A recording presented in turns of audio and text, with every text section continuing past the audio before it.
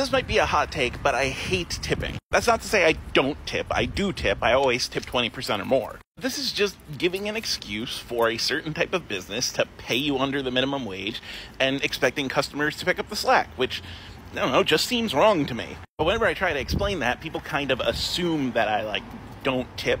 And that's not true. I do tip. I want service workers to survive. I just wish we didn't have to. I wish that businesses didn't take advantage of people that way. This is also kind of how I feel about AI, and I know that this might get me in trouble. Everybody likes to yell at people because of AI. I actually think the ability to press a button and immediately have kind of mid-grade art of something that you have rattling around in your head is a good thing. That's Star Trek technology, right? That's instant press a button, get what you want technology. I think that's cool. But what I don't want is for artists to starve. I don't like taking advantage of artists. I don't like the idea of stealing from artists. I think that most existing AI companies right now are a gigantic scam that's going to make a heavy crash in the financial market eventually. And so it's like the tipping thing. I wish we were in an environment where pressing a button and getting instant art was ethical, but I acknowledge that it's not. And the root of both of these problems, if we're honest, it's still capitalism, right? As is the root with the landlord problem that this comment comes from. You can't trust that a system, any system, whether it's a technological system, a social system, a system by which you run a business,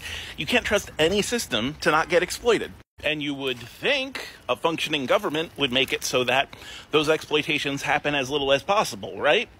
Right? But unfortunately, we don't live in that situation. And I know that because I have this neat little invention called eyes.